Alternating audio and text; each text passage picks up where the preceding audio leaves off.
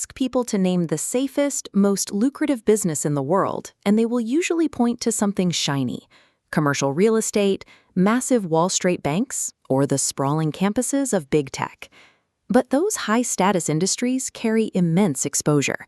A rough quarter on the trading floor can wipe out trillions in market capitalization. An economic recession can freeze commercial real estate.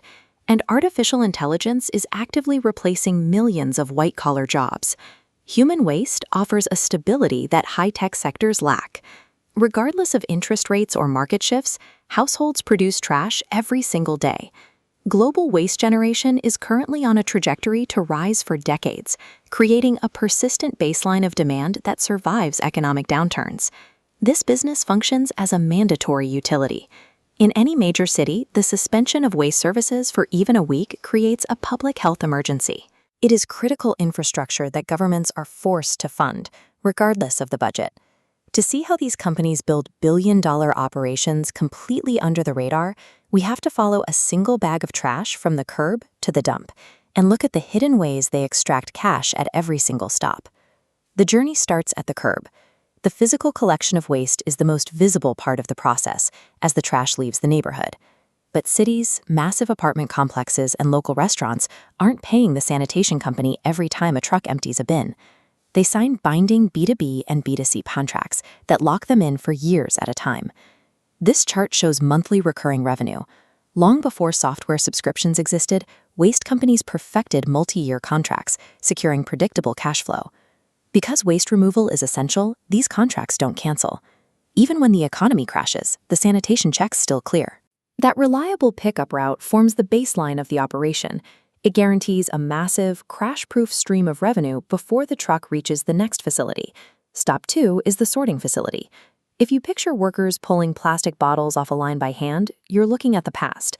Today's modern facilities are immense, highly automated industrial networks.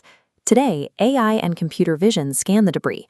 Robotic arms separate aluminum, cardboard, and glass from contaminants in milliseconds as the belts fly by. This automation attacks the bottom line directly. It slashes expensive manual labor costs while extracting a much higher percentage of usable materials from the raw trash. Those extracted plastics, metals, and paper products are then processed into raw commodities and sold back to manufacturers on the global market. This system of keeping materials in continuous production is known as the circular economy. The sorting facility is exactly where the math multiplies. The waste company gets paid to pick up the bag at your house, and then they get paid a second time when they sell the contents to a factory. The journey concludes at the landfill. These sites are specialized real estate assets that become more valuable as available space near major cities disappears. Try building a new one today.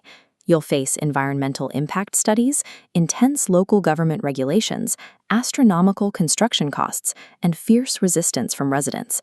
This map illustrates how that difficulty creates artificial scarcity.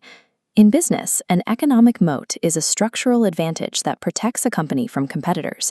When you own the only approved landfill within a 50-mile radius, competing garbage trucks have no choice but to pay whatever dumping fees you set. You control the regional monopoly, and they are pulling a third revenue stream right out of the air. As organic waste decays underground, it produces methane. Companies now capture that gas through vast pipe networks, convert it into electricity, and sell it back to the local power grid. The landfill completes the cycle. It gives the company an impenetrable geographic advantage, extracting cash from the ground while locking out the competition entirely. So let's look at the full picture. A modern waste management corporation operates a triple threat model. They secure multi-year contracts to pick up the trash, they sell the valuable commodities hidden inside it, and they charge competitors to bury whatever is left over. A century ago, hauling trash was a brutal, dirty job, handled by municipal workers in mechanical tipping trucks. Today, it is a highly optimized, vertically integrated technology operation. This is exactly why Wall Street classifies waste management as a defensive industry. When consumers tighten their budgets and delay buying cars or planning vacations during a recession, they still generate household waste. That baseline necessity shelters investor wealth when consumer spending drops elsewhere. Which brings up an interesting question for anyone looking to build wealth. Do you bet your money on a high-risk tech startup trying to find an audience? Or do you put it into an essential utility that is contractually guaranteed to grow alongside human consumption? The garbage business hides its massive profits behind a foul smell and early morning noise. But the next time you see a collection truck idling outside your house, know that you are watching one of the most reliable, thoroughly insulated financial machines ever constructed.